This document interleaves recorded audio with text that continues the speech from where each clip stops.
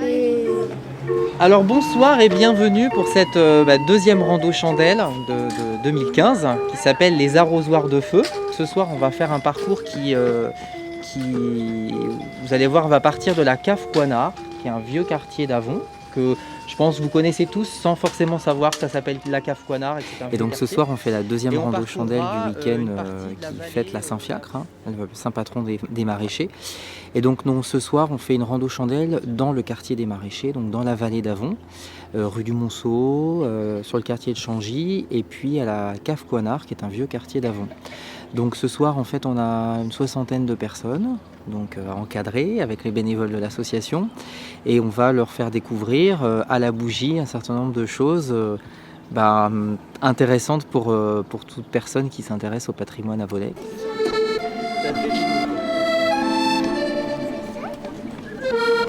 Alors donc ce bâtiment qui est l'ancienne forge qui sert maintenant à la maison des jeunes, c'était l'endroit où les maraîchers, une fois qu'ils avaient fait leur dure journée de labeur, venaient ranger leurs carrioles.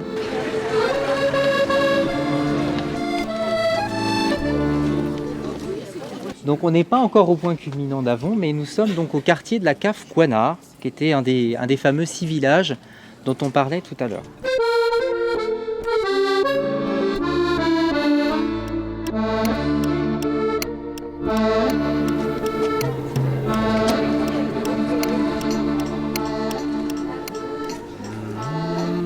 En descendant le chemin de la Concorde, vous avez dans la parcelle qui se trouve là un vieux puits, vous avez dû voir avec une margelle.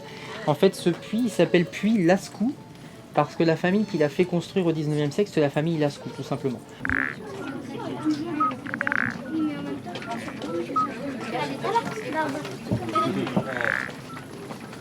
On est passé donc du quartier de la cave Coinard au quartier du Monceau, qui est le quartier historique des maraîchers. Je me suis arrêté ici puisque ici en fait vous avez un ancien lavoir à légumes.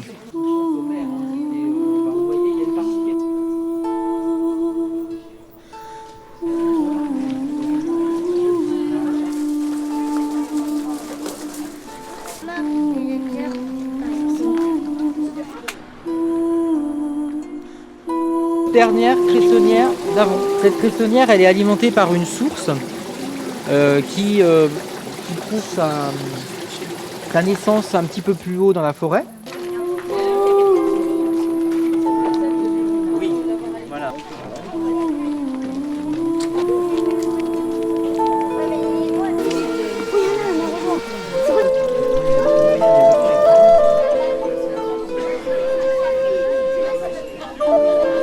C'est extraordinaire en fait. Une semaine avant de faire le parcours, on met des petits papiers dans les boîtes aux lettres pour inviter les riverains à éclairer le parcours.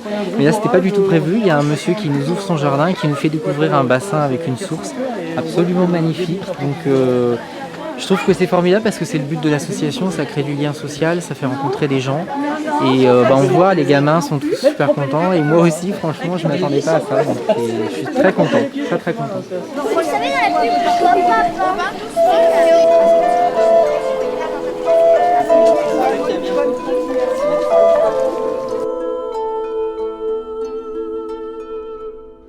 On arrive ici à la laiterie.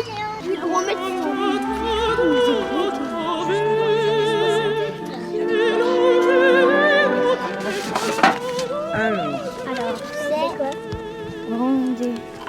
Il n'y a pas de rébut.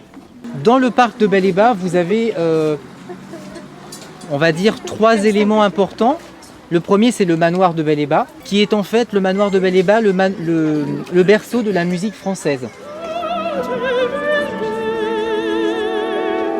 Alors cet endroit, en fait, c'était les bains russes.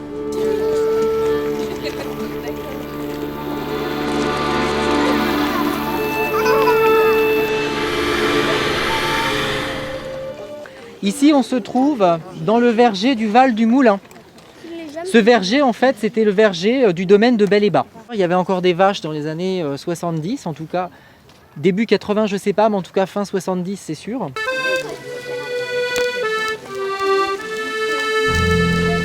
Alors ce moulin, bien sûr, on n'a plus trop trace, sauf le bassin et puis l'emplacement où se trouvait le bras qui actionnait la roue. Ce moulin, en fait, il était mu par le rue de Changy, donc qui venait du canal du château et qui allait jusqu'à la Seine.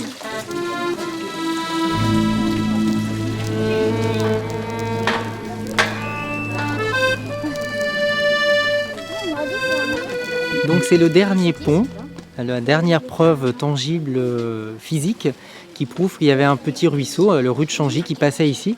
Donc on peut voir encore ici le petit pont de pierre et puis de fer, en dessous duquel coulait le fameux rue de Changy sur le talus, donc en surplomb de la rue qui s'appelait la rue du Moulin à l'époque. Voilà. C'est le jardinier qui pointe, qui pointe, qui pointe, qui pointe. Certains disent que s'il pointe, Donc l'année dernière, c'était les 2 randos chandelles, c'était la première année qu'on organisait ça. Et cette année, donc on en organise 3. Donc là, ce soir, je pense qu'on était bien avec les organisateurs, une soixantaine. Je pense qu'on est une des rares associations, en dehors de celles qui peuvent être des associations sportives, une des rares à drainer autant de monde. Je pense qu'il y avait réellement une attente des Avonnais pour ce genre de manifestation festive où on apprend des choses, où on se balade, etc., etc. C'est une logistique, mais une logistique d'abord basée sur l'amitié, je crois. Ce qui nous caractérise tous ici comme bénévoles de Paroles de Maraîchers, c'est d'abord une amitié forte, une amitié entre nous, mais une amitié et un amour particulier pour notre ville, le patrimoine maraîcher qui est l'identité même d'Avon et qu'il est extrêmement important pour nous de valoriser, de protéger. Merci beaucoup à tous les bénévoles de l'association voilà, qui nous ont aidés, parce que je peux vous dire que c'est du boulot derrière, il faut allumer les... Voilà, c'est beaucoup de travail. Et puis donc je vous donne rendez-vous très bientôt, le 19 septembre, pour l'exposition qui aura lieu au Pavillon de l'Érable pendant 3 semaines dans le cadre du Festival de la Terre. Voilà, merci à tous encore et puis bon retour et à bientôt à l'année prochaine. Merci beaucoup.